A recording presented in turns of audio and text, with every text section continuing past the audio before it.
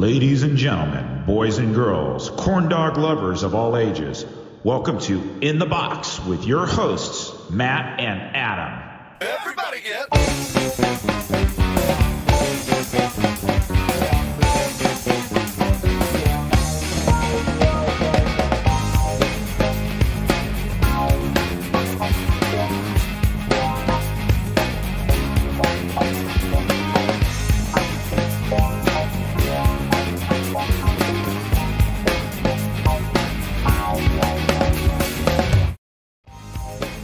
Good evening.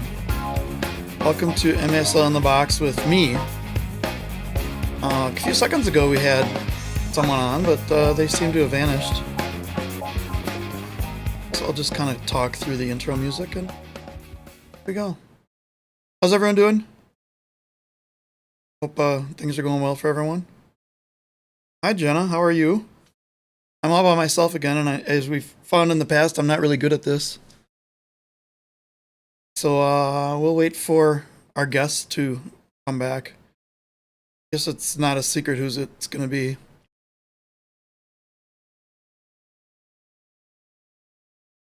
Yeah, really, Jenna. Hi, Kelsey. Hi, everybody else out there. Hi, everyone who's about to watch this sometime in the future or the past. That may be a flash forward to something. Matt was online up until about 3 seconds left before we went live. Then he vanished. Jack, how's it going?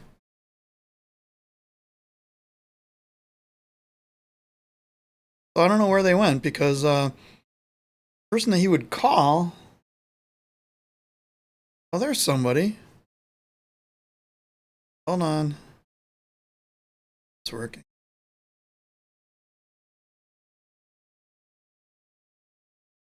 Matt's almost. Oh, you don't look like Matt. I mean, you do. I'm Hannah.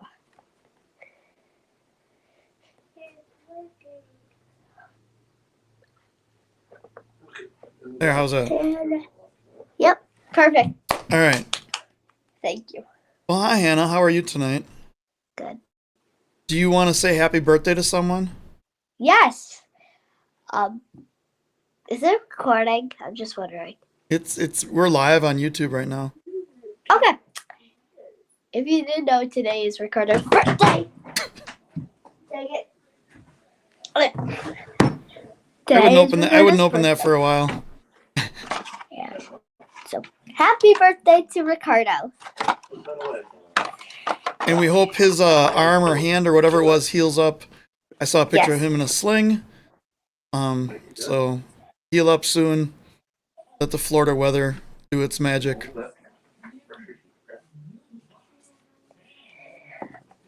So Hannah, are you upset that Florida lost? Yeah. A lot upset or a little bit upset or?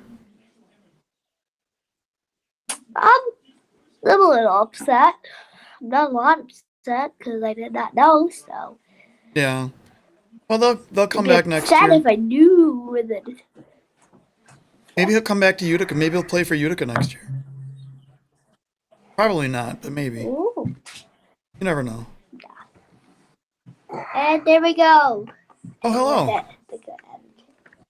I gotta change. Changed it to Hannah, not Matt. There I we like go. Yep. So what did you say? Well, I was going. Ricardo's birthday's today. And Tuesday. That's about it. It's like good. We hope he's better. Yeah. Yeah, and that's it. I'm all caught up. That's pretty much it. Yeah. News. Okay. Okay. Hannah, what do you think about San Diego winning the Ron Newman Cup? Bad. Okay. That's my answer. Jenna says, "Don't be upsetty. Eat some spaghetti." I got nothing. No. I am not eating biscotti. Spaghetti, whatever. I used to call it biscotti. I pizza. What'd you have for dessert? Cake and chocolate taco. Chocolate taco Never could had be a the chocolate perfect taco. food. Choco tacos are quite the delicacy. I would say, I mean, cake is obviously number one, but choco tacos are right up there. Yep. We went to a Mexican place many years ago that had chocolate nachos, which were essentially cinnamon and sugar covered chips, but not like the regular tortillas, like the real light, fluffy ones. Yeah, oh yeah. And then with ice cream and caramel and chocolate and sugar and craziness. Yeah, this is pretty much like an ice cream, like waffle cone, kind of like shaped into a taco. I've seen them. I've never had one though. I do have something though. I have Swiss rolls. Those are cake. Those are cake. Those are good. Those are good, Hannah. What are we here to talk about? I don't remember. Um, What do you want to talk about, Hannah? I don't know. This is your show, so I mean, we had an idea of what we were going to talk about, but now that you're here, it's kind of Yeah, that's whatever you a want. show. What are you going to talk about? We were going to talk about so the league said they were going to be 25% better at certain things, and we were going to talk about that. That's kind of boring, so we're going to do it Okay, great. now. Okay. Did you get that, Adam? No, I didn't. She said that's kind of boring, so she's going to talk about what she wants to talk about. Yes. Okay, go ahead. The floor is yours.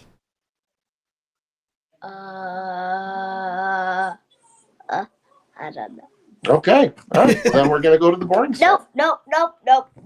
That's thing.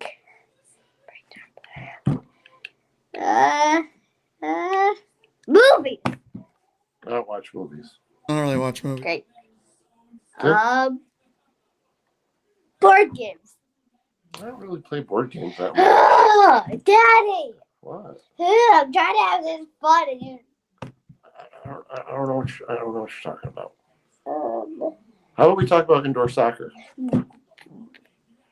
That's crazy talk. Let me think. We gotta talk about. Oh, Favorite food. did I tell you? Oh, did I tell you next weekend we're going to Rochester? Who? Me, you, and Henry. How long is that? It's about an hour away. 7 Okay, I days. can We're gonna watch a soccer game. Willie B is gonna be there. Okay. Is he playing or just there for the cake? I think he's playing. Willie B doesn't like chocolate cake. Did you know that? Yeah, that's I know. that would have been good to know about a half an hour before we found it out. Yeah. So we watched the game. And Willoughby had chocolate cake, and he had chocolate cake delivered to his house from Adam and myself. But he said he didn't like chocolate cake. He said he doesn't eat chocolate, so I don't know if it might be an allergy thing too. We almost killed Willie B If on he accident. doesn't eat it, he would have said, I'm allergic to chocolate cake. Well, he didn't tell us that before. We thought he just liked cake in general. So we ordered a chocolate cake and had it sent to his house. Eric said no chocolate cake allowed in the chill cave. Apparently not. So hi Eric, how's it going? But there was carrot cake and Carrot cake was laundry good. detergent. Not eaten at the same time, thankfully. But What about chocolate carrot cake? I've never had like an Carrot idea. cake with chocolate probably chips not a in good it. idea. I don't Carrot know. cake with chocolate chips in it. No. No. Carrot cake with raisins. Ah, can't do it. That's I know what we can talk about. What's that? We can talk about like our favorite food from like Well, it's cake. first. I mean, it's easy. So we can. No, just I said food, not dessert. cake is a food. Well, we're It's a food not group. talking about dessert. We'll talk about. Okay, we're not going to talk about what Adam and I planned on talking about. We'll do that after you go to bed. Okay. So right now, what we'll do is we'll talk about Favorite food. no, we'll talk about the finals. How about that? We didn't talk about game 2. Hannah. What are the 4 food groups, Hannah? You glitched out. You got your meat Not group? you. What? What are the 4 food groups? 4 food groups. There is dairy, wheat, Cake. no. Fruit, vegetables, And cake. no. They have It's meat. cheese. You said dairy already. Yeah. Oh yeah. So you have your meat group, you have your carbs group, you have your cake group, and then your ibuprofen group. Yeah, you got cake. It's pretty Those are much the cake, and corn dogs. Yeah. So yeah, game. We haven't talked. Did we talk about game 2? We haven't talked about game 2. No, because we got together last on Friday. Game 2 is Sunday, and Oh, it yeah. seems like a month ago already. Yeah. That was a really good game. It was a good game, and watching a game on the chill cave is the best way to watch a game. True story. If you're not there, I thought- Chill game. Chill Cave. So it was Eric and Willie B, and they had people from all the teams come in, and they were talking about soccer.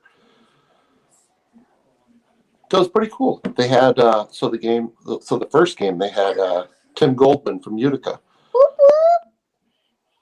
That's right. it's kind of like this. Tickle was my second favorite player. They had a video going, and then they had people on the side, and then we're.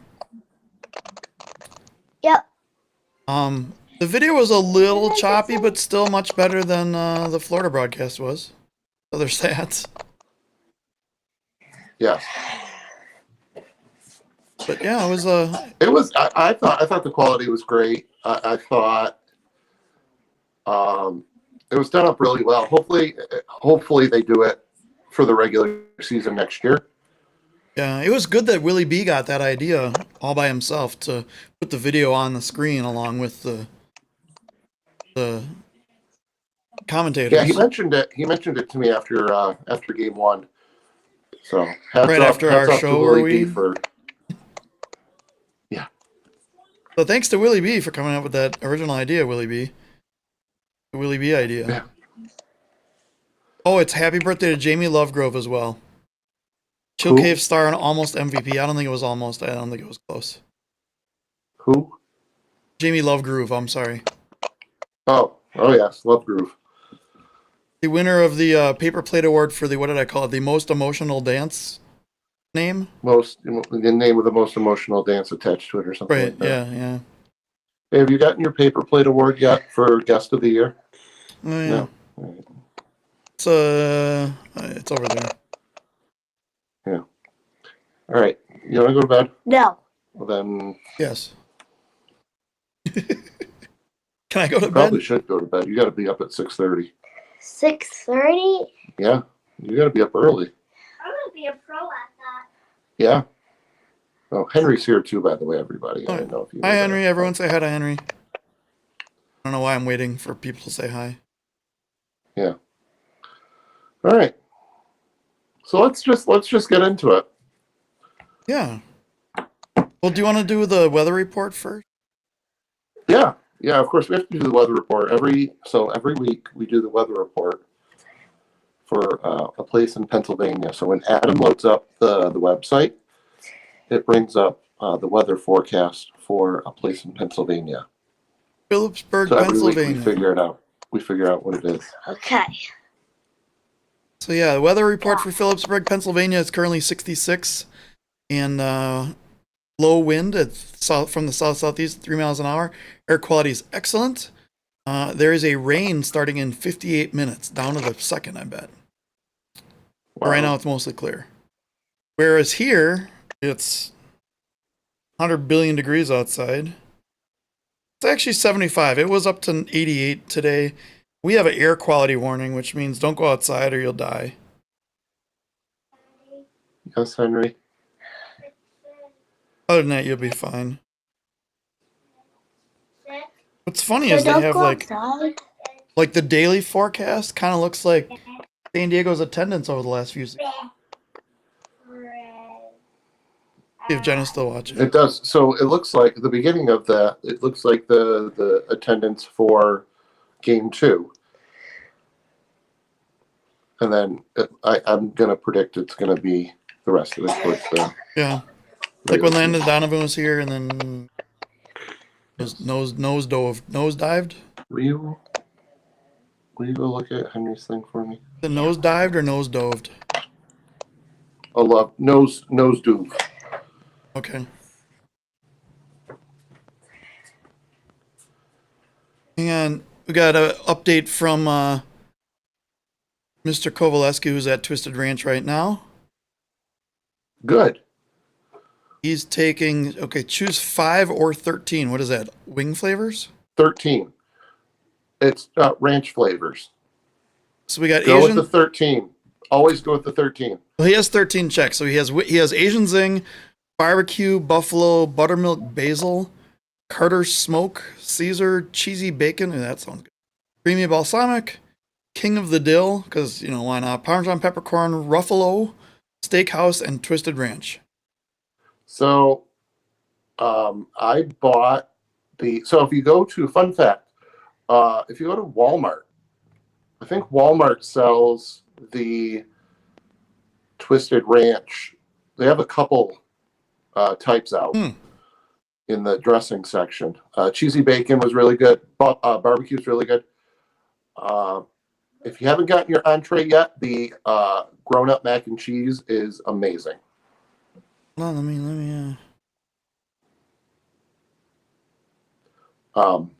Yeah, Twisted Ranch, and it's in a new building. The one I went to is really, really small, but they expanded it. So Cool. There is no internet connection.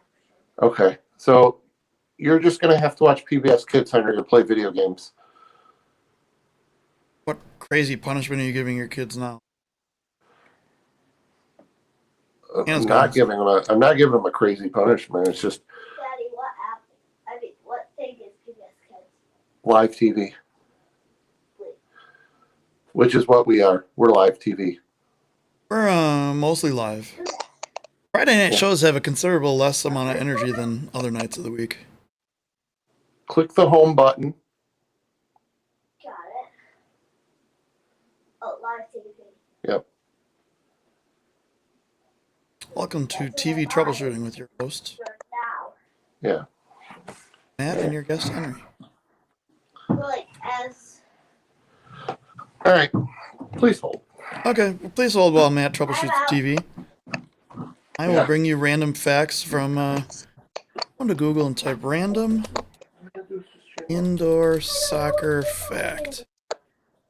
All right. Okay.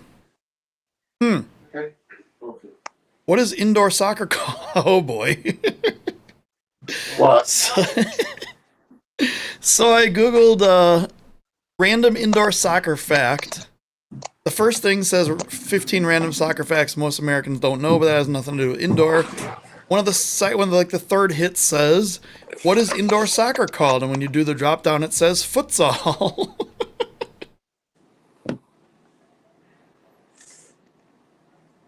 All right, hang on. I may jump out for like 2 seconds. All right, that's fine. I'll talk to Jack here. Jack has a question. We're gonna wave bye to Matt. So Jack says thoughts on rumors of MASL dropping the L. So apparently that was something old. I heard from someone that they were talking about that back when one of the owners, who is no longer an owner, was still an owner. That goes back 4, maybe 5 years. I mean, think of when Landon Donovan was in there, because that was in those promo pictures. Was that 4 years ago? 4 or 5 seasons ago was Landon Donovan's season. So I think that they were going to do it, and then new ownership came in and said, that's ridiculous, and your logo looks horrible, so you shouldn't do that. Oh. I thought you had a corn dog for a second. Oh, good. So, I was just talking about, Jack says, thoughts on the rumors of MASL dropping the L. Do you see that logo thing? I did. The worst looking logo on the planet? Yeah. And I know I heard rumors that, Thanks, Hannah. in fact, someone said in an interview, I don't know if it was Commissioner Tozer or JP de la Camera, said they'd like to get the word indoor back into the game. And that would have been summer of last year. I don't really see much of a name change. Leave it. I like Thunderdome. I mean, yeah. And then you can call the minigame deathmatch. Right. Which by the way, Jack will be happy to know, I relived the relay race earlier this evening. The kids wanted to watch it again. Oh, I thought you actually relived, like actually did it again. No, I did not. But it's funny. So I didn't notice this at any other point. So afterwards, so Ray is talking about the relay race, and he mentioned our team on several occasions. He goes, my favorite parts were when the guy got donkey kicked by his teammate in the wheelbarrow thing, and then the guy falling backwards. And I'm like, yep, those were my teammates. He didn't mention you limping across the field. No, didn't mention me running at all. He probably saved you. So Kelsey says, Thank you, Ray. Oh, Jack says Landon was 2018-19. So yeah, probably before the 2019. Well, no, yeah, 2019-20 season. Kelsey said she just ordered pizza. It also suggested cake, so now she ordered pizza and cake. I mean, that's obvious. And here's a mind bender one for you. So Eric has mentioned a couple times, and I believe Kansas City has played the Kenny Loggins Danger Zone a few times over their history. A couple. He says the song came out in 1986, which is they started playing it in 1986, which is 36 years ago. So imagine how fans of 1986 would have reacted to a song from 1950.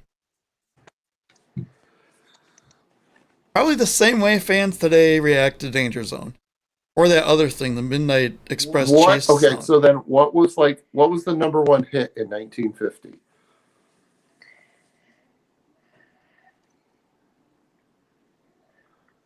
It was Goodnight Irene. Billboard year-end top 30 singles of 1950. Number one, Goodnight Irene. So, probably not as energetic as Danger Zone for a power play. Probably not. I also do. You should. You got an early game in the morning. Yeah. Everyone want to say goodnight to Hannah? Good night, Hannah. Hi. Hey. That'd be beautiful. Do you want me to? You gotta turn the light off, or you want me to? Okay.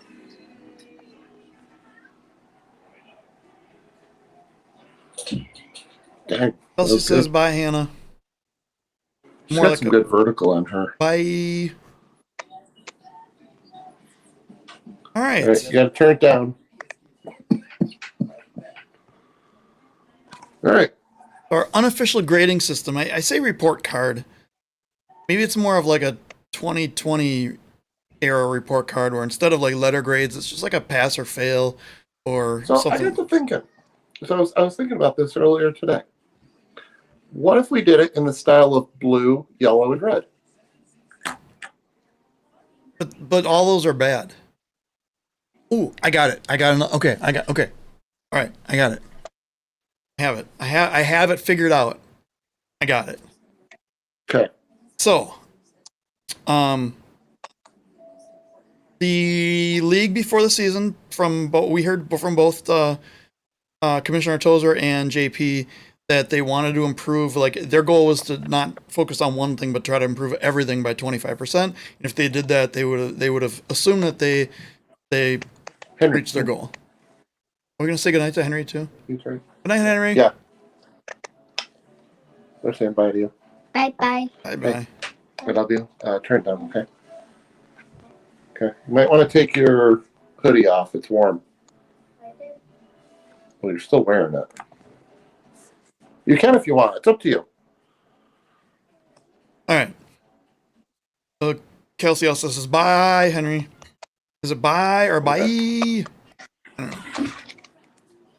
know. But anyway, so what I thought we would do is we would take things, and this is mostly going to be like fan-facing things that we see, because we don't know really what happens behind the scenes. We don't know what really goes on. So we're going based on what the fans see and and this is only our opinion of what we think has happened. If it's improved 25%, if it's improved a little bit, or it hasn't improved at all, or it's gotten worse. So we have Henry, can you turn it down, please? So we have one for it hit 25% or higher. We have one for little better, but not quite 25%. One for stayed the same, and one for got worse. How's that? Okay. And just for tester, say I got a little better, but not 25%. That's what we'll see. Okay. I don't know why it's not transparent. I don't know why there's a black background there. I'll have to fix that. Get my media guy on it. So first, I wanted to start on a high note. Schedule and playoff format. And I'm giving this a watch. You haven't seen this one yet. Goal. I was gonna grab the Chihuahua guy yelling goal, but I didn't have enough time. And then I figured I didn't want to hear that all that often. Yeah, right. A little bit overbearing as it is. We get a whistle. I think it sounds funny, but having the playoff format announced before the season start is a big improvement for the league. It should have been there all these years, and I still don't understand why it wasn't. But the fact that they got that all announced preseason, Point system. I don't think the point system changed things all that much. It made the conversation different toward the end of the season because of a certain team getting some points or not getting some points, or however that worked. But I don't think it was any different. I think the tiebreaker, I know the point system was kind of meant to alleviate the weird tiebreaker scenarios. I think it just changed them a little bit, but I like it. I'm kind of indifferent. I like the point system. I mean, it created a lot of buzz. I mean, especially for those teams that were kind of like outside looking in and needed St. Louis to lose at least one game. That would have been nice. But well, and then for guys like us who do these talk things, like, hey, what happens if? And then we come up with this crazy scenario where, like, one team is down by 4 goals and they have to pull their goalkeeper, or one team is up by 3 goals but they need to win by 5, so they pull the 6th attacker with like 10 minutes left in the game. All these crazy kind of scenarios. So those are always fun. So it starts on a good note, and let's go on from broadcast quality. I think, okay, but before you go into, because I know what you're going to do, I will say that I will say for the most part, teams didn't take a step back. I'm not going to say a 25% increase. I mean, there are certain teams that may have reached that 25% threshold, but I think if you look at the broadcasting as a whole, I would say maybe like 10 to 15, maybe. Let me do this. bring up. I'm gonna pick on some teams here. I'm not gonna pick on one specific broadcast of the year. I'm gonna kind of go on a whole as a whole, and we'll go down the list. KC got better. KC was still at the top, and I think they got better this year. I think they focused on a couple things, and I'm not just saying that because Eric was in the chat. So we'll give KC a thumbs up.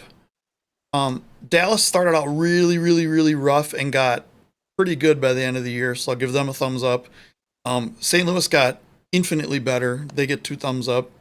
I don't know why. Yep, that's what I was thinking. St. Louis is like one of the broadcasts that definitely improved. Milwaukee, I didn't watch. Say I usually watch every home game broadcast, but this year was rough and I didn't. They had a number of games where the stream just stopped. I don't know if that's like arena internet issues, equipment issues, something going on. They also got stuck with the last second Twitch change, which we'll talk about in a second. I don't want to say they got worse, but they didn't get any better. And I'm just going through the final standings here. Florida, I think they got worse because they actually had a decent picture quality and decent video like motion last year after the first couple games. They got worse. They had some kind of, it's like they were they're filming at 30 frames per second and streaming at 60 or some weird thing. And they only have one angle.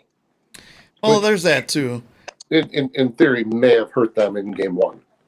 Right. Yeah, right. Oh, the blue camera. Don't forget the blue camera where all the orange jerseys are turned blue.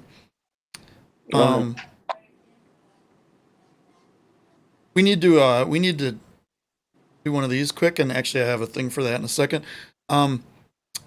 The number of corn dog announcer mascot that showed up this year definitely deserves one of these, because I believe that went up a full 100% over previous seasons, or infinite. I would agree with you on that one. Okay, a full 100%. Yes.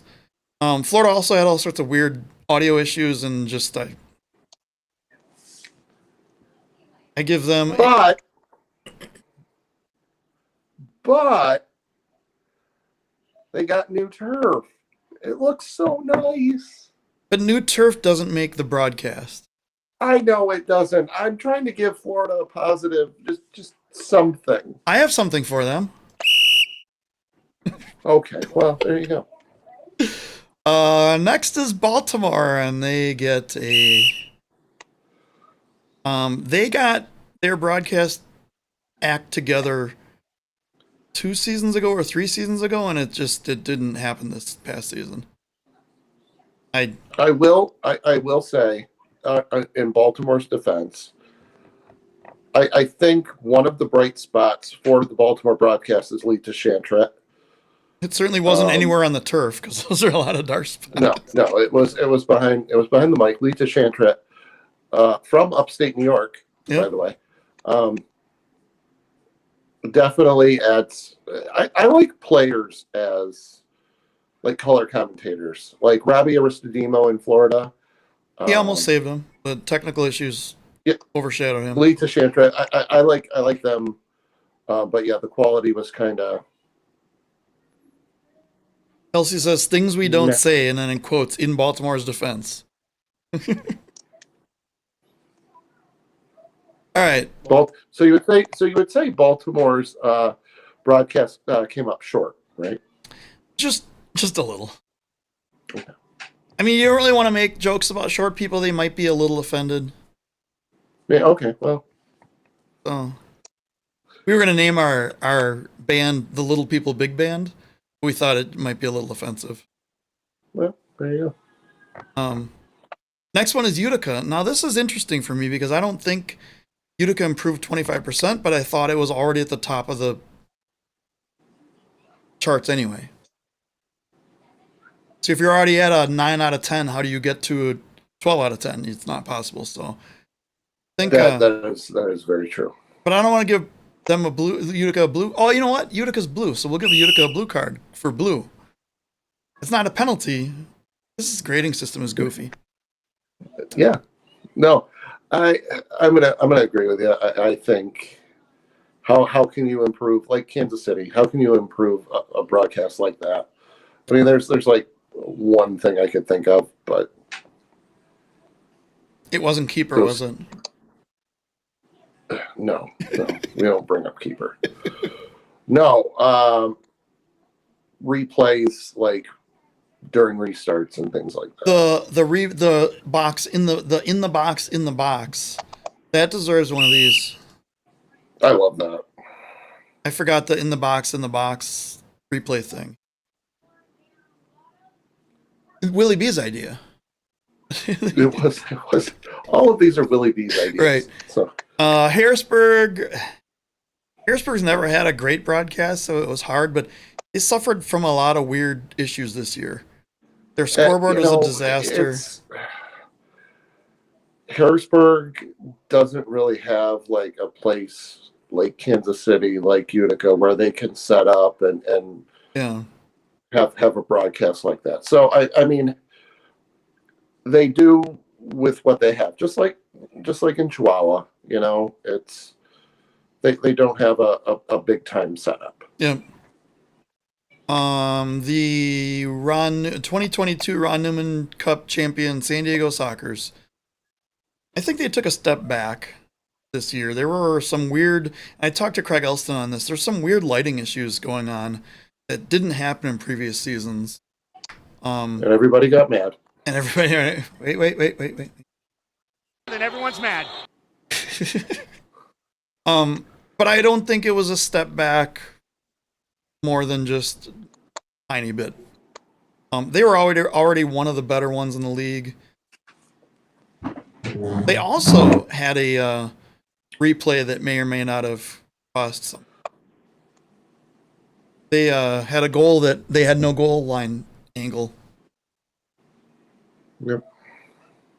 So what are you gonna do? So we'll give them I don't know. We'll give them just a nothing. You know what they get? They get cake. They have a cake.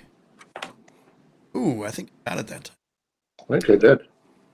Chihuahua. I have it in my hand, but Chihuahua is a very interesting broadcast to me. If we were judging solely on video and audio quality, they would get a giant red F. But their energy is so good. It's like the new Turlock for me. You know, once again, I mean, their setup, it's similar to Turlock and geez, Philly and Jonathan Reimer climbing up 7 stories to just announce the game. Like, but when I say it's the new Turlock for me, I loved watching Turlock game. As did I. Yeah, and I think I watched every game in Chihuahua this season. I think. I mean, a lot of the things that we have are from Chihuahua. Well, I mean, The great chilies. and don't forget. Mini game. And if we go for more longer than an hour here, then we're gonna go into Overtime. Overtime. And then who could forget a classic? well, it's. I still don't understand what Luiso means, but Michael Jordan lo hizo. I believe I can fly. and is there another one? Oh no, there was just this.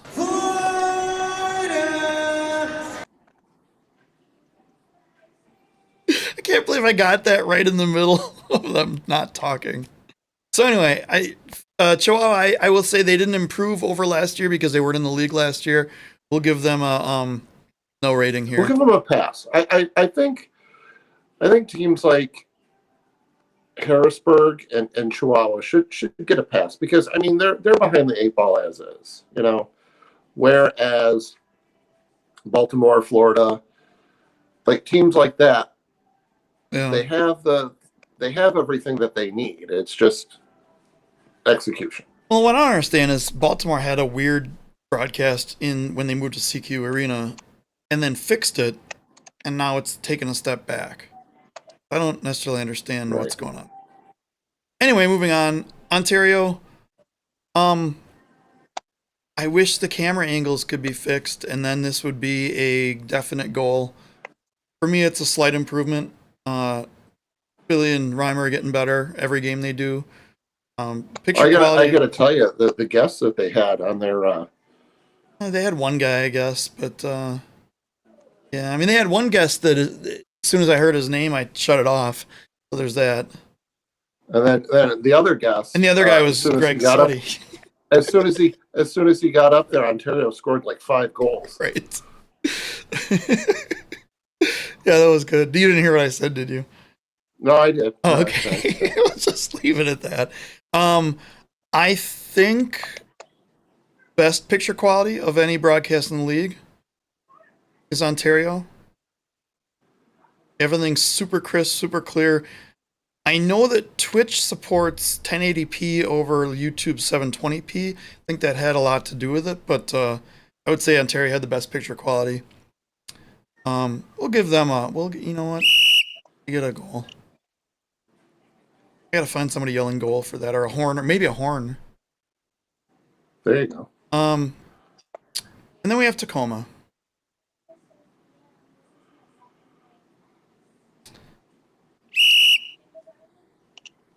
I don't understand how you can video a game and not have the shooter and the goal in the same frame at the same time. So that when the guy shoots, you have to then go and you miss the goal. Every game. It was weird because, like, Baltimore had the smallest field and was the farthest away from the field with their camera. Tacoma has one of the biggest and they're the farthest zoomed in. I don't know. I don't understand. But I will admit, Tacoma did fix. Now I don't know if it was a Tacoma thing or a me thing, but a couple seasons ago or whenever they sounded underwater to me watching a game on my phone. But now it seems fine. yeah, so what that was, they were broadcasting. So I had I have a 5.1 system with the rear speakers and everything. They were broadcasting through the rear speakers somehow. Like they had the cords plugged in the wrong place. And then they didn't have any home games in the COVID season. No. So it was the season before. It was either 1920 or 1819 they fixed that. It might have been 1819 I don't know, but it was a lot. It sounded a lot better to me. Yeah. The video was kind of herky-jerky at points, but, you know. Well, they had, you know what? They had a couple games where the video was so bad it kept pausing every 3 seconds. Yeah. So things to work on in the off season.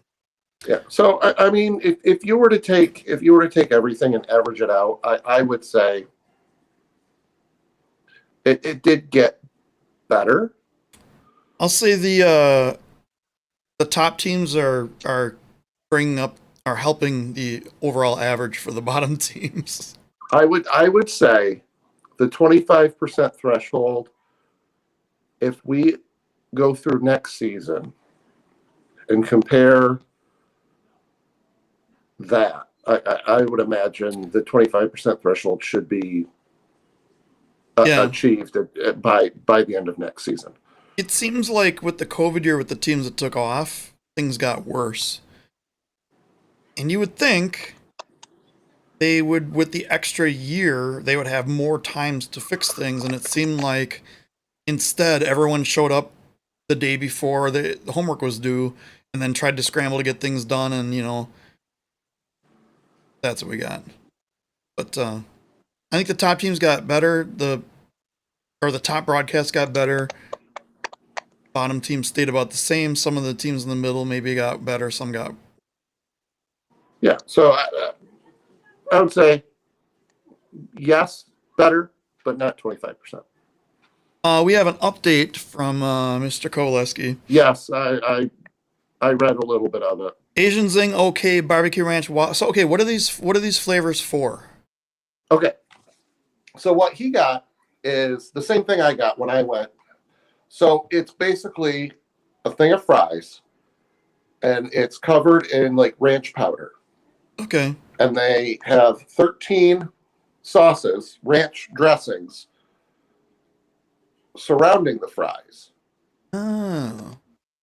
Okay. And it's like, okay, number 1 is blah, 2 is blah, 3 is blah. So they're in order. So Asian Zing has got a okay. Barbecue Ranch got a wow in all caps. Buffalo Ranch got solid. Because barbecue ranch is amazing. Buttermilk Basil good. Caesar Ranch not feeling it. Carter Smoke all caps. Holy shit. Cheesy Bacon, oh my god, in all caps. Creamy Balsamic, all right. King of the Dill, Parmesan Peppercorn, holy afterkick, Batman. Ruffalo, confusing. Steakhouse, everyone look away while I drink this. And Twisted Ranch OG on the spot. That is your update from Twisted Ranch from Dave. So just to let you know, Dave, if you were to purchase any of those, you would have to have a checked bag. You couldn't take it on the plane with you. That's what I tried doing. So he's gonna buy a case of the steakhouse and just drink it in the airport, is what you're saying. All right, so that is broadcast quality. We're gonna get into some interesting things here. And this one is up for a giant debate: streaming platform. So let's take this into 2 different aspects. Or let's break this down. Number 1, is Twitch a better platform than YouTube? Yes or no? Without any caveats or anything, yes or no? Oh God! Okay, No, without any caveats. That's why I said it exactly like that. Yes. I'm gonna say yes. I think now you have to. I have to have caveats. I have to have them. Right. Well, we'll get that's Because, the next. That's the next part of this. But I'm gonna say yes. I think Twitch is a better platform for certain things than YouTube. I'm gonna say yes as well. But if I would have had to replace my Roku just to watch games, that would have been a giant no for me.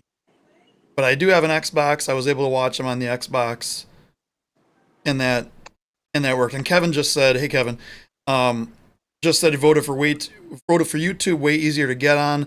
And I think for those of us watching on a TV, YouTube is a way friendlier platform. But know your audience, I guess, is the way to look at it. And if you don't know, if you know your audience is mostly on like devices, which is like a non-TV thing, it makes much more sense to do. So here's my issue. And I don't even know if it's really like an issue. Might be an issue for some. So MASL has 4 channels on Twitch. Yeah. So in theory, I mean, if you wanted to watch games without the advertisements, without all that stuff, you would have to pay $5.99 a month. 6 times 4, 24. That's $24 a month. Yeah, I'm not paying that for soccer games. I might. I paid $75 to watch the games. I did MASL 1. Mm-hmm. Sub to that. Didn't sub to any of the other ones. Maybe, I don't know if it's possible through Twitch, but maybe do some sort of, well, if you sub to this one, you get 2, 3, and 4 for free or something like that. Like, I don't know. Yeah, But yeah, I think if you were to give me a YouTube stream and a Twitch stream, I mean, I'm gonna take the Twitch stream. And what did it for me was the chill cave. Well, I think. So the first night, the first game, I tried to go back and forth between the chill cave and the game, and I got 30-second advertisements every time. And I'm like, oh, screw it, I'm just gonna leave it on the game. And the issue for me was I have a really nice sound system on my TV. I had to choose between where my audio was. Now, granted, you could argue that the broadcast, who it was, made that easy for me. But that means that I'd have to watch the game on the tiny screen and listen to the audio on the big screen, or watch or the other way around. Watch the game and just have the audio on something else. The way they fixed it was having the picture-in-picture thing on the second game. And then I just watched that, and I didn't watch the actual real broadcast at all. I think YouTube has better, the way they deal with, you can upload 50 videos at once and have them all work. Whereas Twitch, you have to do one per channel, and you run into the channel thing. And then if games get screwed up, like there was a Harrisburg and something else game, they played it on the wrong channel and it got put to the wrong thing. And in that, whatever that awards thing was, I never watched it because it never showed up. I sat around, screwed around for an hour and a half trying to get the stupid thing to come up. It never showed up anywhere. No comment from the league, no apology, no nothing. So that kind of tarnished my view of that. I think the way they changed over the broadcast deserves a giant red card. We've gone over this before, like you calling me as I'm going to the arena saying, hey, did they change the broadcast? I don't know. The arena's still here. We're still going to the arena. Jack says, my argument is a casual sports fan is more likely to stumble upon MASL on Twitch than they are on YouTube. I haven't looked at the actual numbers, but I'm guessing the numbers were better on Twitch just because of that. Even taking that first game, the 285,000 thing out, I would guess the numbers are better. Eric was mentioning all the time that there were people who were saying, yeah, I'm new to the game, and asked for rules and things like that about it. So yeah, I think for a broader audience, Twitch is going to be better. It may not be as user-friendly depending on your setup. I may end up kicking YouTube or Roku to the curb anyway because I'm having problems with YouTube TV on it now. And YouTube TV is blaming Roku, and Roku is blaming YouTube TV, so it's one of those, So we're going to Twitch. So that's something I thought of. Two things with the show here. I really like the format that they had for the Chill Cave, which is also the same format that, as far as the screen setup, as far as what San Diego does for Soccer Overtime with Craig and Jerry. It's StreamYard. It's a different platform. It's a paid platform, which it's not very expensive, like $20 a month or something. If you pay a year in advance, it's a lot more user friendly to get people on the screen. There's like a green room for waiting. You can do that screen share thing, but you lose things like that. And Mini game. my whole soundboard would be gone. All our different preview, Well, then we're not going anywhere. all that, the timeouts, all the stuff that we do here, with all the stuff that I put together, would be lost. So I'm looking at that. The other thing is I was actually thinking seriously about going to Twitch. Because, and I'm not going to really call our viewers out, but it's taken us almost 3 months to go from 190 to 198 subscribers. And I think we might get a better viewer audience through Twitch. And Eric, I know you can highlight comments from viewers. I know there's plugins for Twitch through the sound. So the program I use is called OBS. Stands for Open Broadcasting Studio, Open Broadcaster Studio. It's very, very widely used. It's one of these like grassroots, open source, community built things. So there's definitely a lot of support for it. There's a ton of plugins. There's a ton of third-party add-ins and things. Maybe we could find something to do that, to pin comments and things like that. The other thing we could do is we could find we could go through a service that streams to YouTube and Twitch at the same time, but I think we lose chat that way. So anyway. No, I don't think. So I know of a stream that does both YouTube and Twitch, and comments come over both platforms. That would be. I'll look into that. So that's things for the off season that I didn't really think I would bring up tonight, but we did. Oh, so speaking of off season things, I want to bring something up really quick. I want to start gauging interest. I want to do some sort of fantasy indoor soccer. and maybe do like a fantasy indoor soccer draft and have it televised or something like that. Be interested in running the show? I don't know if I want to participate because I'm dumb like that. It would be interesting though. I have to figure out how to do points and how to do all that. There's a whole bunch of stuff. I've been thinking about it, so it's going to be super simple. Yeah. Okay. So even you can follow along. Okay. I mean, when I was in my height of my NFL watching, which was before I started watching indoor soccer, I purposely avoided fantasy football because I knew it would I'd get obsessed with it and I'd put way too much time and effort into it. And now I'm glad I'd never. But yeah, that would be fun. Okay. I'll send you my picks and I get those first pick. Is that not how that works? No, it is. No, Oh, it's okay. not. No. We'll fill you in. Don't worry. I'll just send you the link to the Wave roster site. Well, 2 years ago. Okay. Kelsey wants to know if there's going to be prizes. Jenna says she wouldn't miss parts of the soundboard. I think what she's referring to is this. Well, then and everybody got mad. Then everyone's mad. And, we hear it in the box. In the box. Challenge everything.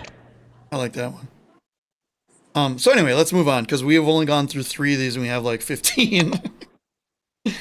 Yeah, This next one will be up at 6:30. So. Yeah, the next one will be easy. Attendance. Attendance went down. I'm not going to give it a card.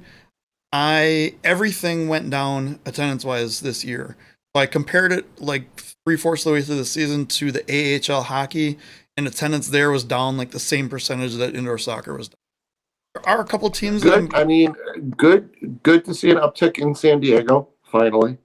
But that uptick was where it should have started at their worst game, because that's where it used to be. True. No, I'm just throwing that out there. I thought the crowd in San Diego was great. I mean, teams had that the entire season, but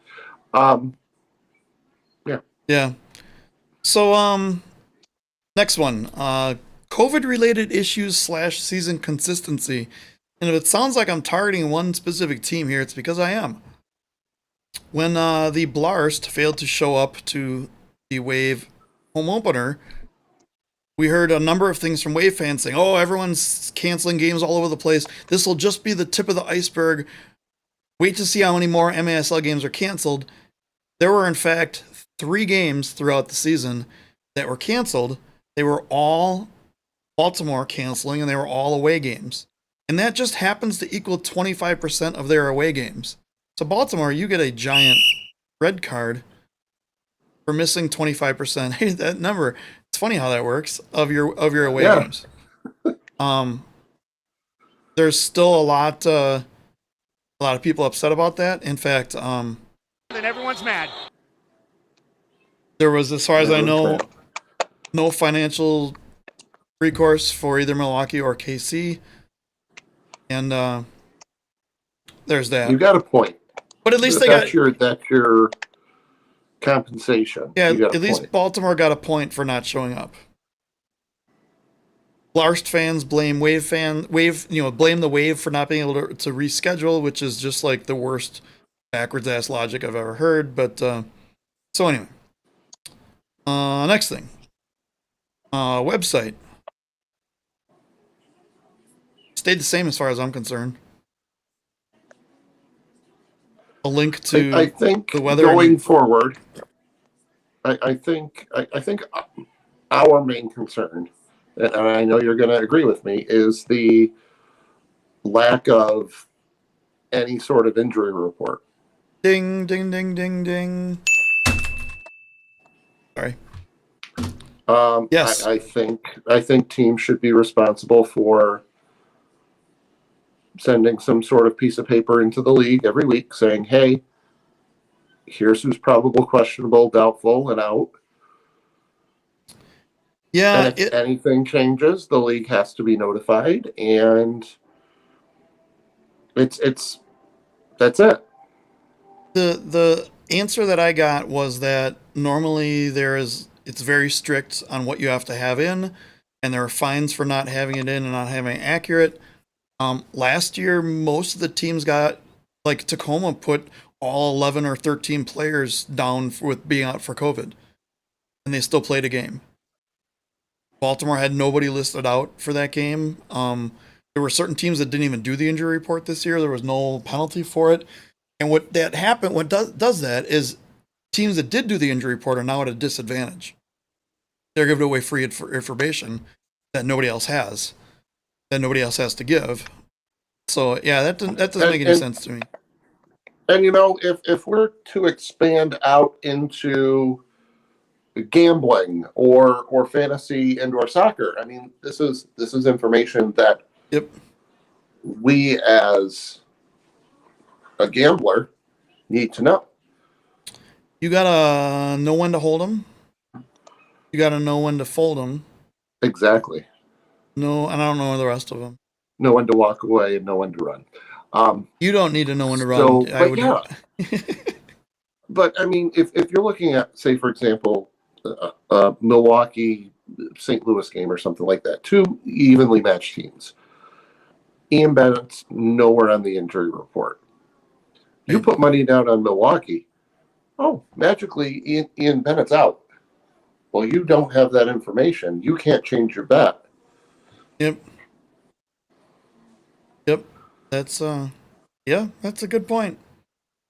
So I think if the league wants to dabble into gambling, there needs to be a lot more along the lines of every team needs to be forthcoming with this information. Agreed. So I think that part they lose a little bit. I think we give them a yellow card. JP was talking about a big website overhaul. Maybe that's coming next year. Maybe they just didn't have time for it. Yeah. I would like to see a different, more stable platform, because you go into stats and players and search a player name and then click on it, you're waiting a long time. You and I have said this since. Well, I'm sure we've said it a lot this season. Have a centralized merchandise store.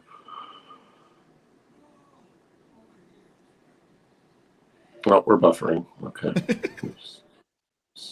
Just hang on, folks. So there's that.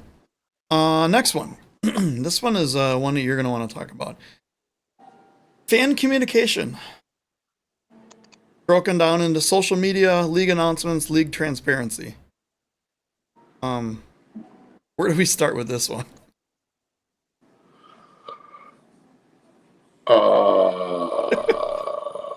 I will just get this out of the way. If you want to put up the buffering thing, that's right. Much what I'm going to be doing. I didn't see one time where the league interacted with a fan on Facebook. There were dozens of questions every week that never got responded to, just got completely ignored. They had this stupid voting thing, which they never ever posted results to the winners. So like, why are we voting on something, and why are we, getting our fans engaged, and his teams are sharing it and they're like, hey, vote for this, and the league finally realized it and they just stopped doing it. Instead of like actually posting the results of it, they just stopped. You're like, yeah, we're not doing this anymore. I think you're right in that aspect. I think, but on the other hand, this is weird. It's like good cop, bad cop. So putting a positive spin on it, I think towards the end of the season, I think you saw a lot more interaction, especially in like YouTube chats and especially Twitch chats, with the amount of things you can do in the chat. You could type ! corn dog and have it come up corn dog commentator or something like that. And the moderators of the chat were interacting with the fans. So if a new fan came in and goes, hey, what's this? The moderators right on it, boom. Yeah. Just interacting. So I think from that aspect, I think that got better, but in terms of like Facebook, what you were saying. Yeah. The tip of the iceberg then was, or the icing on the cake was the MASL Awards video, which was advertised at 7 p.m. Eastern. Florida advertised it at 7:30 p.m. Eastern. Don't know where they got that from. It never showed up. And 50 different comments about where it was. And League never responded to anything and then deleted that post. That to me says, you know what? We don't care about our fans. We're just going to do whatever we want. League announcements, and what by league announcements, I mean news or just social media. Like, they didn't post a single thing about the final game until Sunday, the day of the game. And that to me was just mind-blowing. They didn't towards the end of the season. They didn't do a lot of announcements. Well, they did announcements, but it was like, oh, the game between San Diego and Florida that's happening tomorrow is for this MASL Shield. Right. Yeah. Okay. Where was that at the beginning of the year? You could have thrown that in with the beginning of the year and been like, oh, hey. Yep. They're playing for this, you know. Yep. So, and then that goes in with the transparency. Seems like we've taken a step back in that. So there we go.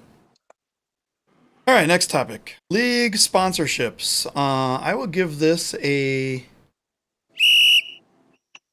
Because even though there's really only the handful that are there, I don't think there was anything ever done in the past. Certainly not. There was definite effort put into it. I mean, Chill, obviously. Yeah. Great product, by the way. Yeah, Kelsey says, good thing we heard about Ronaldinho. Yes, that happened a number of times. Like 100 posts on that with no information. Like, well, what is it? He's going to be the owner of an expansion team. When? 2030? Next month? Still no response, by the way. Just to let you know. Of course. Well, yeah. You weren't going to get one anyway. But no response, no information. It was like this big giant thing. He's going to be involved in the league. Great. When? Tell me when. Give me details. Where's the team going to be? When is it going to be? Is it going to be? I think. Well, they did say that the announcements should be coming soon. So I mean, when is soon? You know. Did he spoil it for the league? Was it supposed to not come out until they have all the details? And because he spoiled it, they had to scramble. I don't know. But I mean, yeah, sponsorship definitely. It's more present. You're not really watching the same annoying Capelli commercial every single time. In the box, challenge everything. No, I need to challenge everything. I'm gonna delete some things off the soundboard here, but not Kelsey's favorite. So, all right, we'll go. We'll give him. Yeah, we gave him a goal for that one. I think that's good. We got the weather thing for Phillipsburg, Pennsylvania. That's always a bonus. We'll get to the ball in a little bit. So I put this as just the topic of media. MASL Primetime, MASL Mondays, MASL Midweek, MASL Under Review. MASL Primetime hasn't changed, but it was always at a really high level. Very, very good production quality. Good highlights. Give that definitely thumbs up. MASL Mondays, when you show up in your second show and admit that you've never seen an MASL game before, and then you can't keep a consistent schedule, you can't call yourselves MASL Mondays. So, I mean, I lost interest after a couple shows. I watched the one with Eric and Phil. I watched the one that didn't have the guy who'd never seen the games before. But that one we can throw out. MASL Midweek was great. But then that fell off the face of the earth, and I assume Michelle had other things that she was involved in.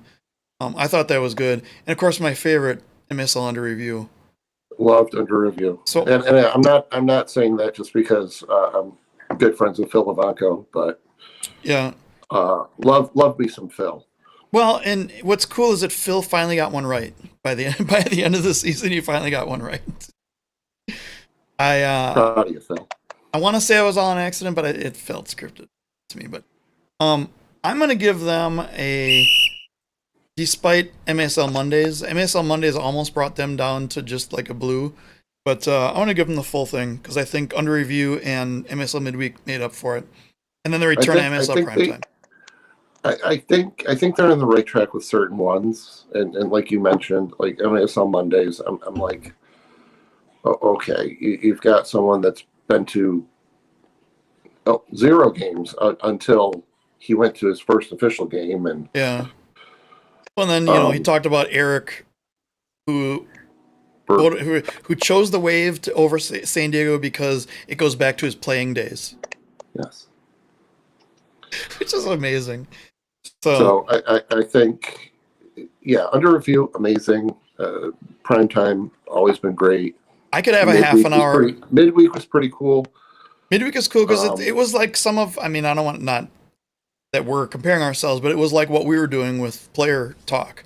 Only it was compressed down to an actual interview format and not just like 4 hours of 4 hours of Derek Huffman. Yeah. By the way, imagine an MASL Monday that's 4 hours long. By the way, one of a kind, sixth attacker, Derek Huffman shirt was never worn throughout the season because he never went on sixth attacker.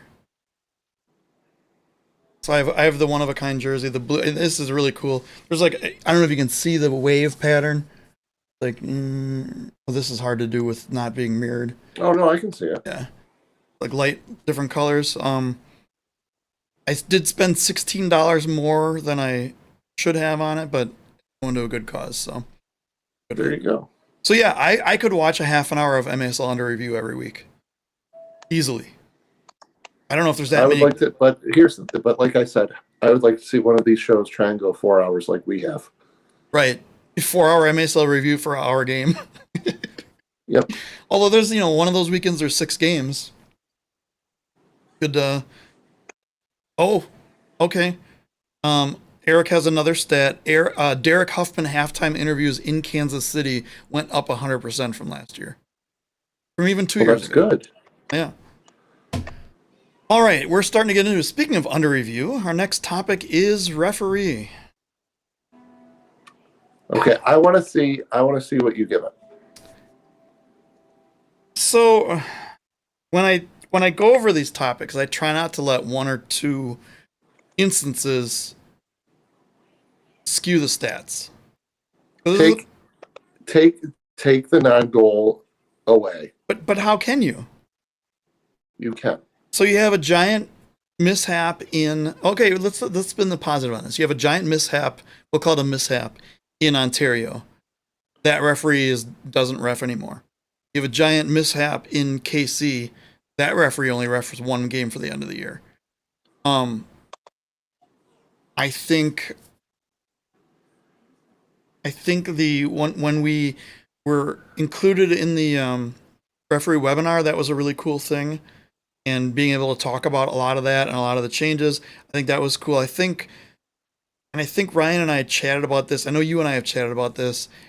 Or Eric and I chatted about this too. Having some sort of remedial referee course for people who think they know everything as fans.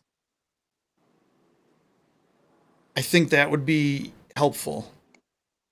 Because I think the default answer is, oh, the refs suck and the refs gave the game and blah, blah, blah, this, before my team just didn't get it done. That's the default answer. And it's not even in indoor soccer, it's everything. I see it all over the place. Oh, the Bucks aren't winning because of the referees, and oh, the referees handed the game and this and that. And it's one of the lines that Brian Sikic used in his letter to the league said, like, referee bashing is like a national pastime these days. So I want to say the steps are improving. We really, really, really, really, really, really, really need the owners to step up and provide the refs with what they need to do their jobs. That means goal line cameras, video replay, goal judges, and not just in the playoffs. You have to use these all season long. Do like the big leagues do. If you want to make a change, do it in preseason, do it in MSL2, and then run it up through the league.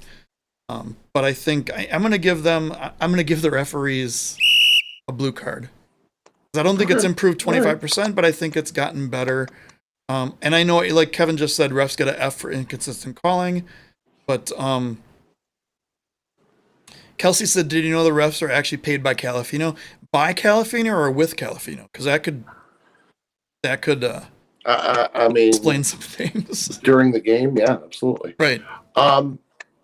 I'm not. I'm going to agree with you, and I'm going to kind of go back to transparency a little bit. It was cool for us to be a part of that. Actually, I was a part of two referee Yeah, I missed that one. symposiums, if you will. Oh, fancy word.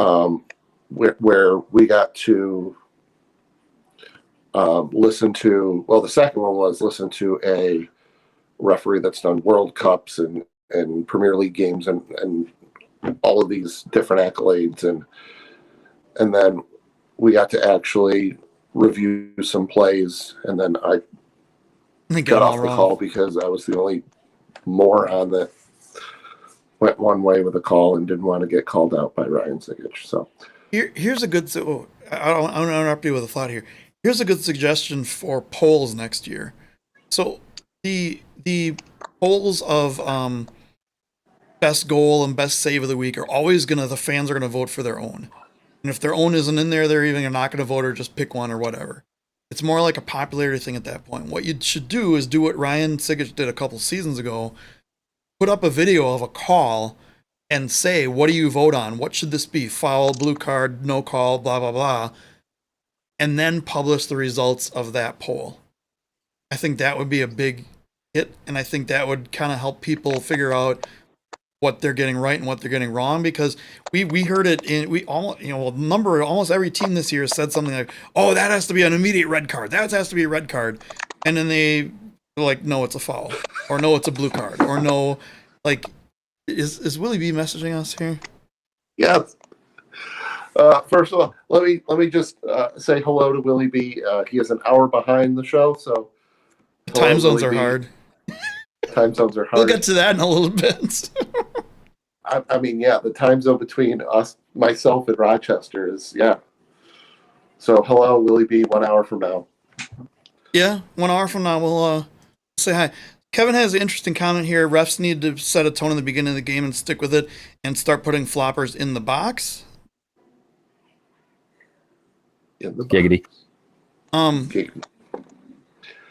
Here's the thing. Well, there's a review system for flopping. Yep. This year, there was one player given 1 point once for a flop after the play. If there was so much flopping, why isn't it being reported? Yeah, and during those ref conferences, like the first one, they were talking about how one referee was like walking away from, like it was Drew Ruggles. He was walking away from him, and he's like, look, he has no one to talk to, and he went right to putting the ball down and this, that, and the other thing, and like I think referees are starting to get more. I'm not going to say like aggressive, but I think they're sick of the crap. Yeah, and we saw that in Chihuahua. Yep. Oh yeah. Referee of the year. Well, second referee of the year. But Kevin, I will agree with you that there needs to be more consistency, because I think that's always the goal. You need the bottom tier to get up their consistency. You need the more aggressive guys to maybe tone it down a little bit. Nothing kills the game. We're talking about like how to save time, and we talk about rules and your game protocols and things like that. Nothing kills time more than having 50 fouls in a game, and or 27 or cards, a blue card or a blue card and someone just like walking over like really slow or complaining to the ref, and like that kills it as well. Hang on, I'm talking to. I said hello to Willie B from the future, and he says, where's the cake? What's the cake like there? And I said 1 hour longer than my digestive system.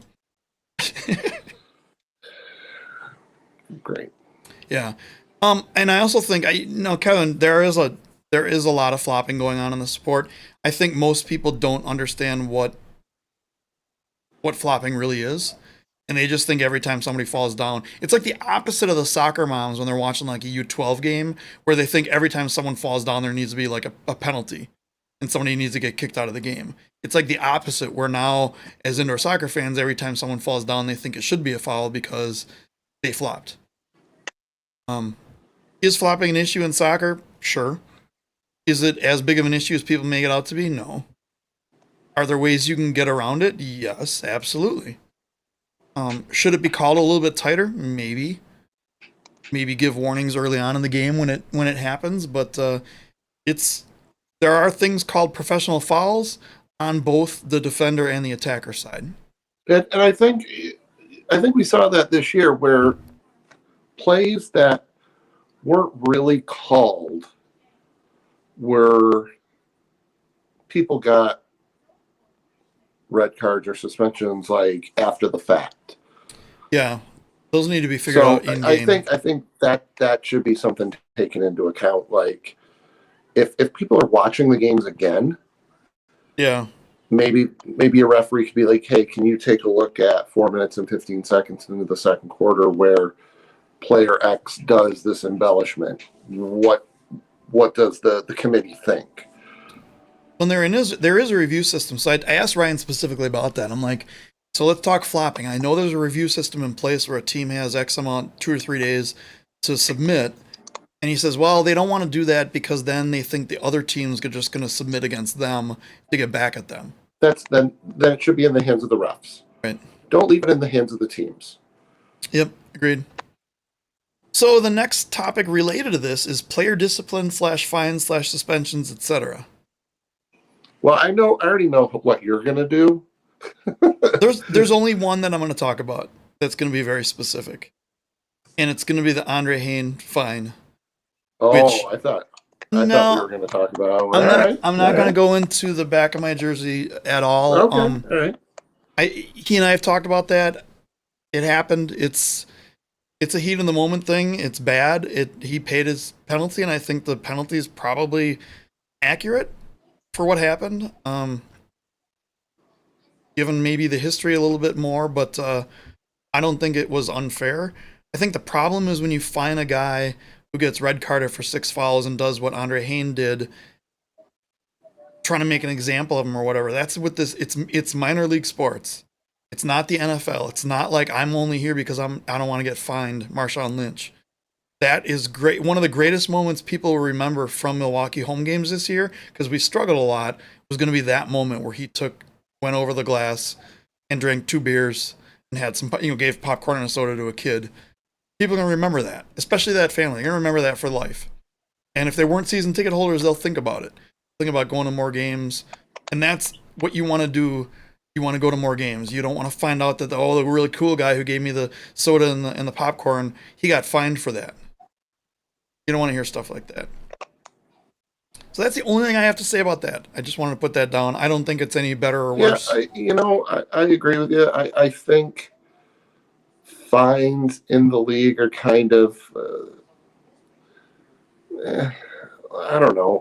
I'm not a big fan of the celebration, like having it be only for the people on the field. Yeah, I don't know. I don't know what what that's supposed to accomplish. I don't know. Like one of my favorite moments. It was 2 years ago. It was a game that I really don't like talking about, but I'll talk about it anyways. It was Utica, Kansas City. I was just gonna say that's exactly where my mind went. Yeah. Where it's in our intro with the whole team, like posing. That was so cool. Yeah.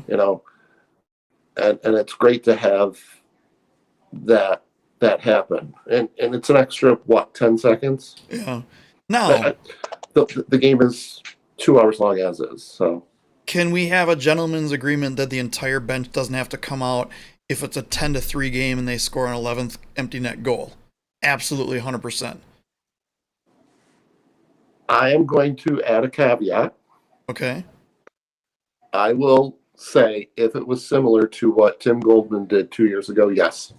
Well, right, 100%. Right, and I mean that's why the memo for when that came out said obviously like a game winner in overtime is an exception or something like that.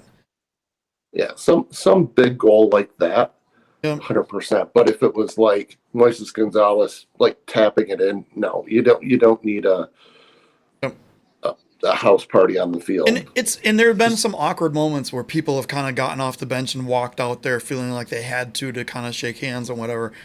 Those situations, I think it should be team, don't make it like mandatory, like it has been in the past, but also don't penalize people for it. So yeah. And as far as I know, I don't know if there were any fines given out. I don't think the players really had a problem with it. There was no mention of it. Yeah. So, but it's for the fans. The fans like seeing stuff like that. Yep. That's what brings the fans back. Yep. All right, next topic. And these are in no particular order, by the way. I just wrote them down and moved a couple of things around, but the year-end player/team awards.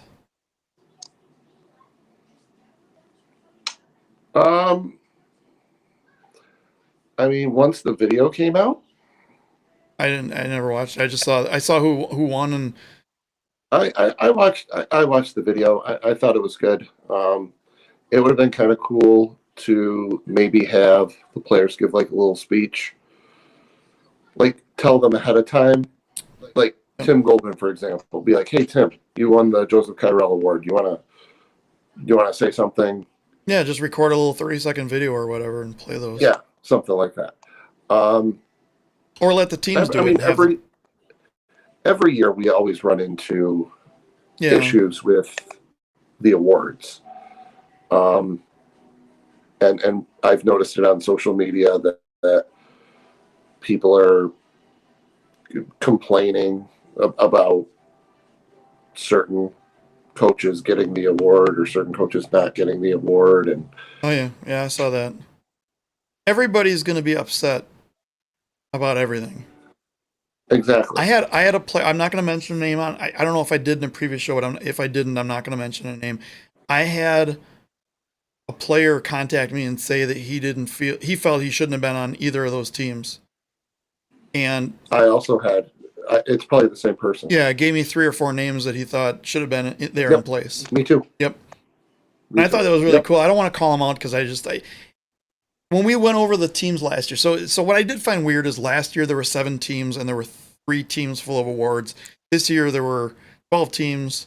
There were, in fact, number of teams. Did we go up or down? Okay, never mind. We went up. But did we go up from 2 years? We went up over 25%. Did we go up over 2 years ago? 2 years ago we had 16 teams. Last year we had 7. The average of that is 12 and a half. Is that right? 3 divided by 11 and a half. We went up half a team this year. Anyway, great. When we tried to go through the 3 teams and say, well, who do we take out? Because we thought players were snubbed. You look at the teams like, oh, we can't really take out anyone. More people need to be in it. I think that's where we run into. I don't think there's anything egregiously wrong with it. I got almost everyone right except for 1 or 2, I think. Me too. But I don't have any problems with who was picked. That was I have no problem with the finalists. And every player had a legitimate reason to be there. Yep. We have to remind everybody, it was voted on mostly by people within the league. Well, who was it voted on? We never really find that out. Who votes on what? I don't know, but it sounds like coaches, players, general managers. Eric said he voted, so now we know. Yeah, Eric said he voted, so now we know it got screwed up. So, and then they talk about MASL media. Well, yeah. Well, we're not MASL brand. So I don't know. Like, I get why people voted the way they did. Oh, yeah. You can make, and I'll say this to the comments that were made, that I'll just say it, Phil Salvaggio should have gotten Coach of the Year. Okay, I mean, I agree with that. But I say to you, you have a stacked team. Yep, you should have won.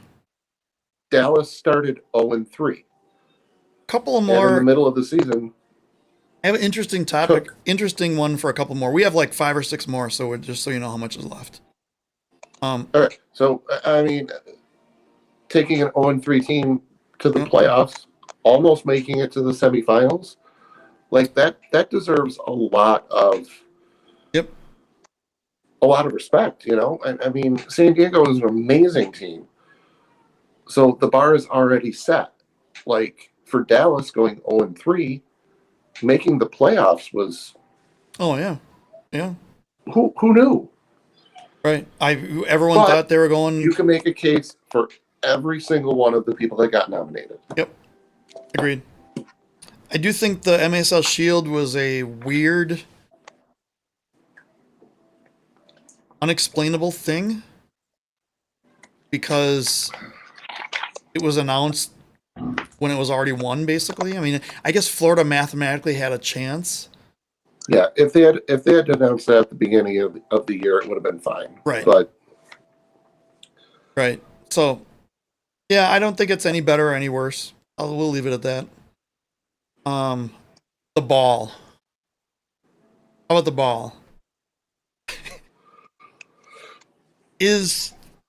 What's the difference between, and this is, so this goes back into like league transparency and everything. The ball was changed with no notification, no hype. You could have done a hype video. Remember the 2 or 3 years ago they had that like LED graphic video where the guy does like a bicycle kick and kicks to the goal and like shatters a goal. You could have had Flight do up a video with their new ball and the whole thing, and instead all of a sudden there's this white ball and nobody knows anything about it, and it hasn't even been announced through like the first 2 weeks of the season. And then they start doing the Flight challenge. I mean, the In the Box challenge everything. They do that, but still never talked about the specs. The only time I heard anything about the ball was when Reimer and Panda talked about it at halftime of one of the games or whenever that was, when they went to the yellow ball. And from the information that I gathered, they added a bladder to the white ball based off changes from the ball last year, and then took that out to make the yellow ball. So two things. So first of all, it was definitely different than last year's ball. I would say it was probably 25% less slippery. Slippery balls. Right. Second of all, the best part, one of my favorite moments of the season was when the Monterey press conference, where the lady is wearing the dress and the ball is kind of like intertwined with her dress. Yeah. Like I saw a same meme. exact pattern, same everything. I don't know if it was. Did I send you? I don't know if I sent that to you. I saw a meme the other day, and it was a white cake with the blue and purple wave cup. Yes, you did. You know? Yes. Yeah. And the comment was, "It's a cupcake." And I was like, "Oh, it looks like the Flight ball." It does look like the Flight ball. Yeah. I thought, I mean, granted, they're doing the reads in every game, so we get to hear, Flight challenge everything 4 times a game or whatever it is. I think they missed a big opportunity about talking about why. Like, we heard Brian Farber went to the whatever conference and Miter didn't have their indoor ball out there, and he's like, "Why don't you have the ball out here?" And he's like, "Because nobody cares about it." Well, how do you fix that? Put it out there more. We already see a billion Capelli and Calafino commercials. Why doesn't Flight have a 30-second spot? Or not even 30 seconds. You could do a 10, 15-second spot about their ball with a couple cool, a couple players doing cool tricks with it or whatever. I think their ball shows up more in the Milwaukee pregame commercial than it does anywhere else. Yeah. Yeah. I think from a fan perspective, I think that, yeah, something definitely could be put on there. I mean, from a player perspective, who knows? Yeah. Who knows what the difference was? From a fan perspective, the yellow ball was much easier to see than the white ball on broadcasts. In certain broadcasts? Certain broadcasts. Well, if you're in KC and the white ball completely vanishes in the middle of your giant 40-foot circle, it's better when it's yellow. That was for Eric's benefit. We are hour and 30 minutes in. I just noticed that. Can we do a Overtime. Okay. Well, we're back. You know what we need to do? Eric says whatever. Speaking of Eric, so I need to refill my water, and there's something new for everyone to see here. So let's we're gonna take a quick timeout. We'll be right back. Now would be a great time for a timeout.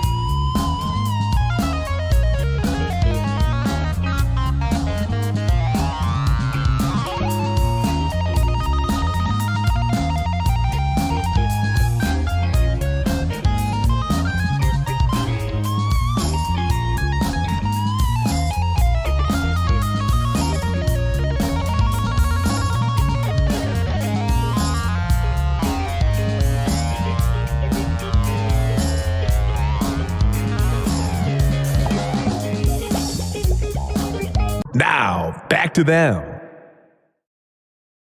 Well, back to me at least. Matt was having phone crackling issues, so he is going to reboot his phone and come back in a second. What did you guys think of the new graphic, the timeout graphic there? Kelsey, overtime was 2 hours, but we want to finish by then because Matt has to get up at ridiculous o'clock tomorrow, take Hannah to a soccer game, and we're almost done. And I needed more water, so I had to go get more water. So I figured I'll come back and talk to you guys. And normally I don't stop that song during the middle of the bass solo, but I guess I did this week.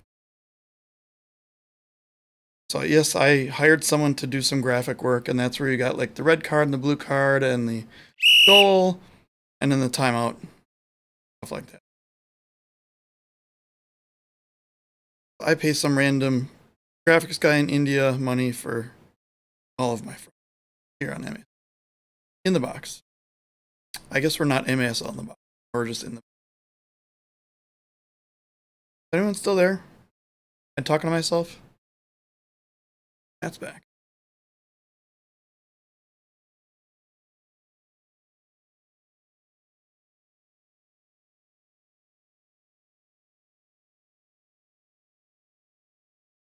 Now, back to them. You missed it the first time, so now you're back, and now it's yeah. Oh, so Yeah. oh, you know what I didn't have him do? I got to give you. I don't have one of the warning, so I have to give you delay a game on Matt. Eric's like, apparently Matt carries this show. Kel says, so Adam, how's your week? We're back. So we're done talking about the ball. Right. Next topic, the logo. What do you think?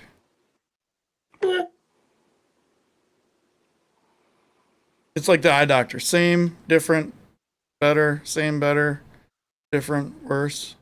Looks the same. It's if I were to pick, I mean, I like this year's a little better. So It looks more modern to me. The problem with things like logos or artwork or music is people typically will say what they don't like, but won't say that they like it. I'm kind of indifferent. I never had a problem with the old logo, even though I know like Sydney was like, "Oh, it looks like a one-armed guy has a broken leg or something like that." Like, okay, well, sure. yeah, I'm the same way. Where it's like, I had no problem with the other one. I don't have a problem with this one. Yeah. Yeah, I think we'll give it a slightly better, just because it's different. I didn't think it was. Yep. I didn't think it was worth it to rebrand as far as like a name, but rebranding the logo was fine. Yep.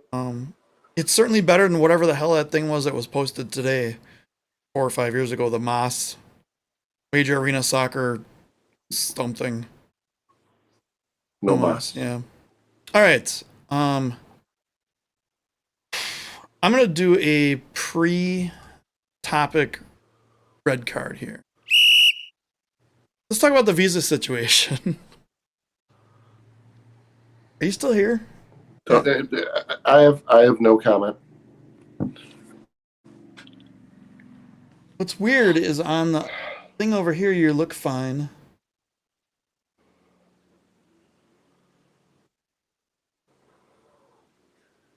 Are you still there? Wave your hands or something. Yeah, you're really glitchy as far as getting from there to my computer. That's okay. Yeah, I don't know. All right. As long as you can hear me. Yeah, we can hear you fine. So, yeah, visa situation, I think it got worse. In fact, I don't think it got worse. I know it got worse. What I'm hoping is that somehow the Ronaldinho situation comes in and changes the visa situation for the better, or the league has something up their sleeve for next season. But again, this kind of goes into league transparency and everything. People mention it here and there on broadcasts. Oh, he's not able to play for a visa situation. You got a player who could have potentially changed the tide for Florida in Hugo Silva, just out in the middle of the season, no explanation other than visa issues. Well, and then in that case, you get Ricardo Dieguez from Utica. I was hoping you would pick that up. Kind of lobbed that up there for you. Yeah. Yeah. Couldn't play in the Utica and somehow can play in Florida. And if the rumors of what I heard at how he can play in Florida are true, that can only hurt the league. But we are hoping for at least a few players back. I heard one got his visa. One Milwaukee player I won't name, even though I know he watches, and Mr. I can't even give his initials out there. He knows who I'm talking about, and we appreciate you watching. Hope to see him back here, but he played 2 games, hurt himself, was out for the season, and then they sent him something saying his visa was being revoked. Which is like, well, that's not fair. I mean, why was it approved in the first place? Like, it got approved, it went through, and then it got revoked. All right. Next topic. I wrote this one down after thinking about it today and saw some comments. What do we think the level of competition league-wide is this year compared to Let's go last year and the year before. I think the level of competition is fine. Like, so you can't really compare it to last year Right. because the teams were stacked. So you can kind of compare it to 2 years ago. But then you have to kind of take out Rochester, right? So this year, I mean, Yeah. I hate to pick on him, Sorry. but Sorry, guys. well, he's not going to watch this until an hour from now. Oh, so. we'll be well in the clear by then. Yeah, I'll be in bed by then. Harrisburg. Yeah. So, but Harrisburg did go 2-1 against Baltimore at home. So I think going into a game, this year, there's that sense of anybody can win. Utica almost pulled off an upset against San Diego. Like 2 years ago, if any team was going into Rochester, it was pretty much Oh, yeah. Yeah. except the game against Kansas City where Rochester ended up winning. Oops. Sorry, guys. Yeah. So I think the level of competitiveness has gone up. The comment came from a San Diego fan who is insufferable San Diego fan. I don't know who. I don't remember who it was. I actually don't. It's not one that I don't want to call it the name. I actually don't remember who it was. It wasn't someone that we normally talk to, and it was, I don't remember what post it was on, or it might have been a Twitch chat or a game chat or something like that. Said, when is the rest of the league going to be better so that San Diego just doesn't keep trouncing all over everybody? Like almost that they wanted more competition. And you kind of can't blame the thinking there because it was not Jenna Kelsey. It wasn't Jenna. But yeah, so that was where I got this from. I don't think it's really any different. I mean, both of our teams struggled this year. The Dallas much better. Like Eric said, Chihuahua is amazing. They won me $20. Dallas is much better. Ontario, I still don't understand what happened there. I mean, they had like 6 or 7 games left, and I'm like, wow. Looking at their schedule and how they played the last games, they could lose 8 in a row and miss the playoffs. And sure enough, that's exactly what happened. I don't know what happened. I don't know what, a lot of different things there. But yeah, I just figured I'd throw that one in there. It's a lot of parity. I mean, any team can win at any given moment. San Diego fans are. God, I just wish I wish we could have beaten them in Utica, just to kind of knock them down a peg. But I mean, they gave them one hell of a game. Yeah, I mean, in the Chihuahua game and both Florida games were great. I mean, those were amazing games to watch. I don't think. I know there was one blowout game that I watched live. Every other game, I mean, wasn't really like in terms of like a blowout where it's like, oh well, park the bus, third quarter. Well, but yet they did. They had a lot of problems in the third quarter, especially this whole season, where they just kind of stopped playing for a quarter, but they were so good it didn't matter half the time. Well, I'm talking any game. I'm talking any game in general. Like there weren't any real games where it's like, well, teams were in it for a while. So, well, like I said, Milwaukee. I think Milwaukee played 2. Oh, well, yes, the San Diego game, yeah. Yeah, Milwaukee played 4 quarters of really good soccer against San Diego, but the problem was it was across 2 games. Right. Yeah. All right, so you're fading out here, and I only have. Oh, go ahead. Well, I was going to say, to answer your question, I think it went up. I think the level of play went up.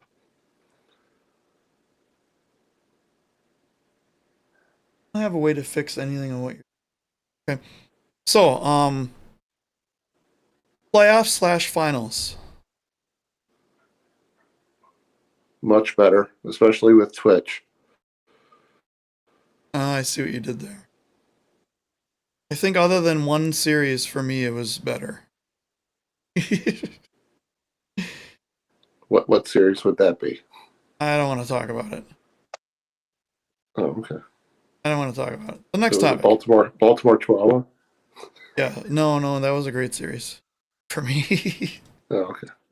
Yeah, so Alex says Ontario felt like they were perpetually in a state of they'll get it going soon this season. Yeah, I agree with that. Pretty much it. Yeah, Jenna says the third quarter is our let's take a break from scoring quarter, extended halftime if you too much cake at halftime maybe. Not that there is such a thing as too much cake, but There yeah. isn't. So, things that have definitely gone up 25% this year are fans whining about refs, fans whining about other teams, fans whining about anything, and corn dogs. And cake. And cake. Things that have gone down by over 25% are understanding how time zones work.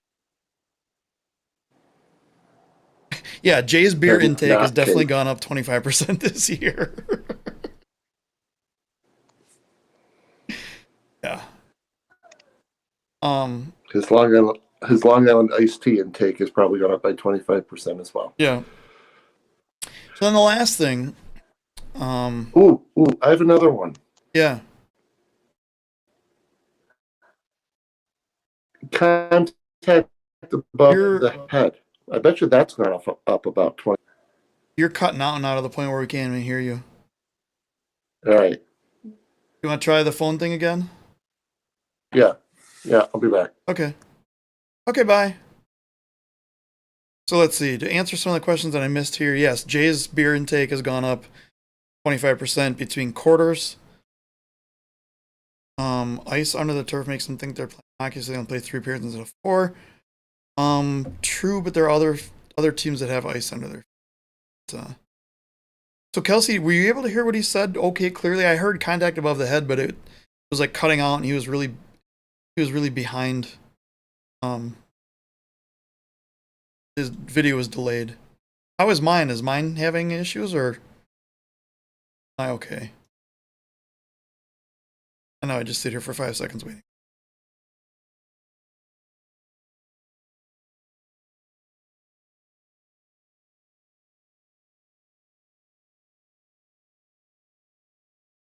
No, not at all. What? So my video and audio is okay. He had problems a while ago, and we got those all fixed. For once, I'm not the problem. Oh, appreciate that. So how's everyone's week going? So I'll tell Matt this later on. We have 2 guests lined up. Although we're gonna take next week off. We're gonna do our annual. The season's over. Let's take a break for a week. One. I'll give some hints. One, and some of you know who the guests are going to be, so don't spoil it. One is an owner of a team, and the second is a award winner in the season-ending awards. We're not going to have them on at the same time. We'll do a week apart. But being off season, I think we'll probably not really schedule anything in advance. We'll kind of figure out week by week what we're going to do based on what the league announces. Are you back? You're back. That looks better. Back. So I was just saying that we're going to take next week off, and then we are going to have one owner on as a guest, and in the following show we're going to have one of the year-end award winners on as a guest. Both have been confirmed. Both have been excited about wanting to be on the show. But I think everyone needs a week off. Especially since Friday night is a tough night for these shows, because we don't have anywhere near as many viewers as we would on like a Tuesday or something. Friday night is definitely tough. So when I was doing all these things, I wrote down, I write notes to myself a lot about a lot of different things, work and band stuff and my YouTube channel and this and everything. And I wrote down this, and this is going to sound fairly aggressive, but it is what it is. This league needs to be more about the players and the fans and less about the egos of the front office and the owners. At the end of the day, with no fans, there's no sport. Now, teams can give me the line that their sponsors pay for this and that, and even if they had no fans in the seats, they would still survive. But the truth is, with no fans, there's no sponsors. Because maybe the sponsors are paying for everything you need to do, and if you really did have no fans, you could still be okay. But there's no sponsor that's going to keep paying for that. Because they're paying to get people in front of their product. And if there's no people to see their product, there's no sponsorship. I've heard so many different stories about the owners arguing and this and that and everything's owners don't let this goes back years. Owners don't let the commissioner do this. Owners don't let the commissioner do that. Owners fire the commissioner. In the case of the COVID year, just it needs the sport is the players and the fans. That is the sport. That's what it needs to be focused around. And just get the egos out of it. Commissioner needs to run this and not let the owners dictate things. Owners need to work together to make this a sport better for everybody. Exactly. I think we're all in this for one end goal. I think to watch the league succeed. I think that's the big thing. That's what everyone's goal is. Everyone's how what? we get there is completely different. I mean, everyone's us doing this might help. But it's definitely different from an owner's perspective as opposed to us. So, I mean, make the sport fun. Make it, consistent. I think it's consistency. So, if the refs are wanting video replay or wanting this or wanting that, give it to them, And if the refs say, I can't do my job unless I need this thing, you either say, no, you're not getting that and we won't complain about it anymore, or you give it to them. Then if you give it to them, they're still not doing their jobs, then you have a point of contention. But if they're continually saying, we need this to do our jobs correctly, and you say no, and not only are you not getting that, you're not doing a good enough job, that's not fair. And it could come down to a player safety issue. Something could happen where someone gets injured and the player that made the injury doesn't get suspended. Well, they might do it again. It could snowball into something huge. Yep, agreed. But it's not. We're not whining. I mean, a little bit. With what we're saying is we're giving ideas back. Yeah. Like we do this with the Florida broadcast. Well, what does the Florida broadcast need? It needs to do boom, boom, boom. Yeah. We're not just sitting here going, oh my God, this sucks. This sucks. This sucks. Like that's while we watch it, we do. That's what we're saying. Right. Yeah, absolutely. Yeah. But I think we need to do less whining and more brainstorming. Yeah, definitely. So if do you think there should be an all-star game? Oh wait, that's something else. No, I don't. So that's all the things that I had on the report card. Do you have anything else you wanted to bring up? Dad jokes have increased by 25%. Bad dad jokes have also increased by 25%. That's a which is a perfect segue into the end of the show. Right. So I'm really disappointed in the box right now. Oh. Well, the good news. I mean, good news is we're over 1,000 subscribers. Yeah. Or 1,000 followers. Or 1,000 people in the group. In the group, yep. We were at 999 for a long time. Yeah. We are at 198. Yep. Subscribers here on YouTube.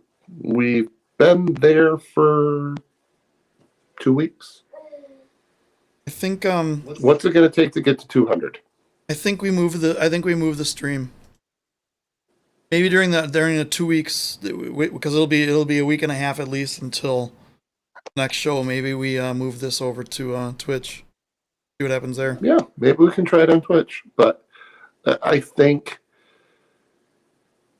there's 1,000 people on the Facebook group, and 20% of them are following YouTube as well. So, yep. Advertise at the games. Could run on the field in the box. Buy Sunflower State. Yeah. Jersey. Hopefully we'll get those soon. Well, I know he said it was going to take about a month because the printers. Yeah, I don't know. I haven't heard anything. Yeah, the printers are horribly behind with everything and stock and that kind of stuff. True. So, with that, good night, everybody. Thanks for joining us. And yes. I was going to have a different joke set up, but maybe we'll have to work on that one. It would have worked perfect for tonight because you had phone issues too. But maybe another night. So there's this guy. And he walks into a magic shop. And what do we want to name this guy? You want to name him Lewis again? We might as well. I mean, it keeps me enthralled in the joke. So I mean, if we name him Lewis, Matt's suddenly interested just for a little bit. The Great Ludini. Yeah. So he hit the Great Ludini. So anyway, Lewis walks into this magic shop, and he says to the guy behind the thing, he's like, "Oh, what kind of magic do you have?" And the guy says, "Oh, we have all sorts of tricks. We have sleight of hand, we have illusion, we have time travel, we have card trick." And the guy, Lewis interrupts and he goes, "Wait, go back a second." So Lewis walks into this magic shop, and the guy says, "Hey, that'll be $45."